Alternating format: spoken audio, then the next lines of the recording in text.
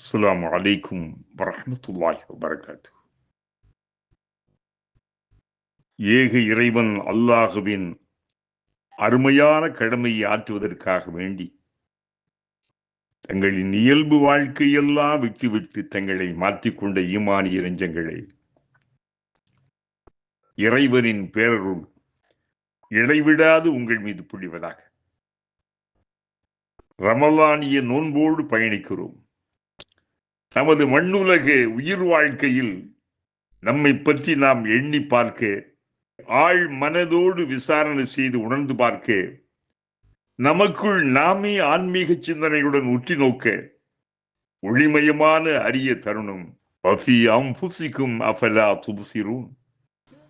உங்களுக்குள்ளாலே ஆன்மீக சிந்தனையுடன் நீங்கள் உற்று நோக்கி பார்க்க மாட்டீர்களா என்று வலியுறுத்தி கேட்கிறது வான்மறை குர்ஆன்.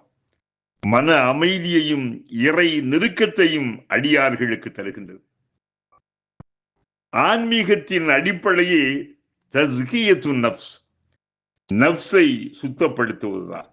இன்னன் நஃப்ஸல அம்மாரத்தும் பிஸ்ஸூஇ இல்லா மா ரஹிம ரப்பி. நிச்சயமாக மனித மனம் பெரும்பாலும் அவனை பாவம் தீமை செய்யும்படியாகவே தூண்டிக்கொண்டே இருக்கும். ஆனால் எவரை அல்லாஹ் தன்னுடைய அருளை பொழிந்து அரவணைத்துக் கொண்டானோ அவர்களை தவிர, அல் குர்ஆன் உயிரும் சேர்ந்ததே மனிதன் என்பது சராசரி பார்வை. ஆனால் மனிதனுள் பிரதானமானதாக கல்பு, உள்ளம் இருக்கிறது என்பதை மறந்துடக்கூடாது. நப்ஸ், ஆன்மா என்ற பெயர்களுடனும் இது அழைக்கப்படுகிறது. இதன் நிலை, இதில் தோன்றும் பலதரப்பட்ட எண்ணங்கள், ஏவல்கள், தடுத்தல்களை பொறுத்து பல்வேறு பெயர்களில் இதன் பரிணாமம் இருக்கின்றது. பொதுவாக என்னும் மனோ இச்சை தீய, கெட்ட, அருவருக்கத்தக்க காரியங்களையே செய்யும்படி மனிதனை தூண்டும். நல்லற காரியங்களை செய்வதை தடுக்கும். கஞ்சத்தனம், கோழைத்தனம், பச்சையான சுயநலத்தன்மையை ஏற்படுத்தும். இவை அனைத்தும் இறைவனால் நிச்சயமாக தடுக்கப்பட்டவை, சபிக்கப்பட்டவை.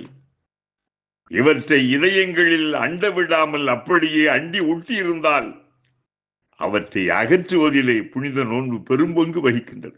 சௌமு ஜுன்னத்துன், நோன்பு ஒரு கேடயம் என்ற அண்ணல் நபிகளாரின் வண்ண வரிகள், ரத்தின சுருக்கமான அருள்மொழி, அற்புதமான அர்த்தங்கள் பலவற்றை தன்னுள் பொதிந்துள்ள தகத்தகாய பொன்மொழியா எதிரிகளின் தாக்குதல்களை தடுத்து 8 திக்குகளிலிருந்தும் எரியப்படும் கணைகளை பொடி பொடியாய் தகர்க்கும் வல்லமை கேடயத்திற்குண்டு. ரத்த நாளங்கள் அதில் ஓடி தீய உணர்வுகளை தூண்டி பாவங்களை துணிந்து செய்ய ஏவும் மனிதனின் பகிரங்க பகைவனான பொல்லா ஷைத்தான் தீய மன இச்சையின் மாய்மாலம், கெட்ட ஊசலாட்டங்களில் இருந்து மனிதனை பாதுகாக்கும் மகா வலிமை நோன்பும் வலுவான கேடயத்திற்கு இருக்கின்றது. நோன்பு நோன்பாக நோக்கப்படுமானால் அது முறையாக, பேணுதலாக அனுசரித்து பிரயோகிக்கப்படுமானால் நிச்சயம் கேடயமாக இருந்து பாதுகாக்கும். மாஷா அல்லாஹ். இறை மார்க்கமாம் இஸ்லாம் எத்தகு அறிவார்ந்தது. அனைத்து வகை உடல் நலன், ஆரோக்கியம், உள நலன், பரிசுத்தம், இம்மை மறுமை வெற்றியை உள்ளடக்கிய நிறைவானது. உள்ளவாறே இது மனிதர்களுக்கான இறை பேரருள்தான். ஆம், அன்பு, அறம், சாந்தி, சமாதானம், சகோதரத்துவம், மனிதநேயம், சமத்துவம், இனிமை, எளிமை, நீதி, நேர்மைகள் போன்ற மனித கூறுகளை மகிமைப்படுத்தும் பல அம்சங்கள் கொண்டதாக இஸ்லாம் இருக்கிறது. எல்லா வல்ல ஏக இறைவனாம் அல்லாஹுவை உறுதியாக நம்பிக்கை கொண்டு அனைத்து நிலையிலும் அவனுக்கு அடிபணிந்து வாழ்வது இஸ்லாம். இவ்வாறு வாழ்பவரே முஸ்லிம். இஸ்லாம் என்ற சொல்லுக்கு அமைதி என்ற அர்த்தமும் இருக்கிறது.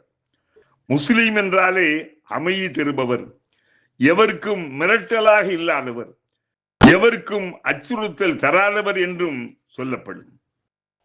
யாவையும் படைத்த இறைவன் தான் படைத்த பகுத்தறிவு சிந்தனையாற்றல் மிக்க மனிதர்களுக்கு வழங்கிய வழிகாட்டல் தான் நேர்வழிதான் இஸ்லாம்.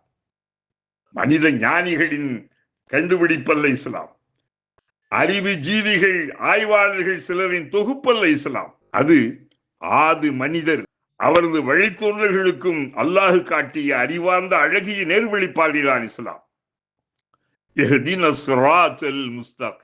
என்று இறைவன் வேண்ட சொன்ன மனிதனது பிரார்த்தனை வேண்டுகோளுக்கு இறைவன் தந்த அன்பருள் பதில்தான் இஸ்லாம். இஸ்லாம் இளைய மதம் அல்ல, அது ஆதி மதம், ஆதம் மதம், ஆத மார்க்கம், மனிதகுல இறை மார்க்கம். எவருக்கும் சொந்தமல்ல இஸ்லாம், எவரது தனி உடைமையும் அல்ல, அது எல்லாருக்கும் பொதுவானது. எல்லாமல்ல ஏக இறைவன் எல்லாருக்கும் பொதுவானவனாக இருப்பதை போல இஸ்லாம் எல்லோருக்குமே ஏற்றது, ஏற்புடையது, பொதுவானது. ஏற்றோர் அனைவரையும் ஓரணையில் சமமாக சஃபாக தோளோடு தோள் சேர்ந்து நிற்க வைப்பது இஸ்லாத்தின் ஒரு தனிச்சிறம். இஸ்லாம் ஒரு மகிமை.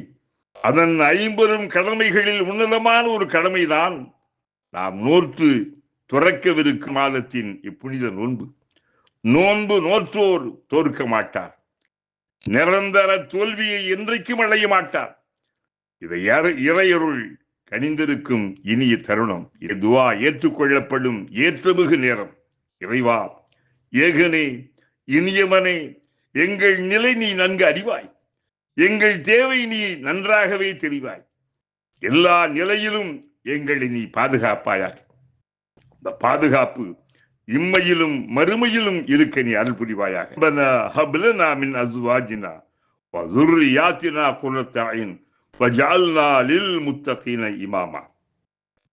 ذهب الغم وابتل العرق وثبت الأجر إن شاء الله. சோர்வு அகன்று விட்டது, நரம்புகள் குளிந்து விட்டன. அல்லாஹ் நாடினால் இதற்குரிய நற்கூலியும் உறுதியாகிவிடும். அல்லாஹும்ம லக சும்து, அல்லாஹும்ம லக சும்து வபிக ஆமன்து வஅலைக தவக்கல்து வஅலா ரிஸ்கிக அஃப்தர்து ஃபதகப்பல் மின்னி. இறைவா, உனக்காகவே நோன்பிருந்தேன், உன்மீதே உறுதியான நம்பிக்கை வைத்தேன், என்னுடைய சகல காரியங்கள் உன்னிடத்தில் நான் ஒப்படைத்தேன். நீ வழங்கி இருக்கின்ற இந்த ரிஸ்கை கொண்டு இந்த நோன்பை நான் துறக்கின்றேன். ஆகவே இறைவா, இந்த நோன்பில் குற்றம், குறைகள், பிழைகள் இருந்தால் அவற்றை உன்னுடைய பரந்த விரிந்த கருணையினாலே பொறுத்து மன்னித்து இந்த நோன்பை என்னில் ஏற்றுக்கொள்வாயாக, இதை அங்கீகரிப்பாயாக. ஆத்தினா ஃபித் துன்யா ஹஸனா வஃபில் ஆখিরাতি ஹஸனத்தம் வகினா அஸாபன்னார் برحمتك يا أرحم الراحمين والحمد لله رب العالمين. السلام عليكم ورحمة الله.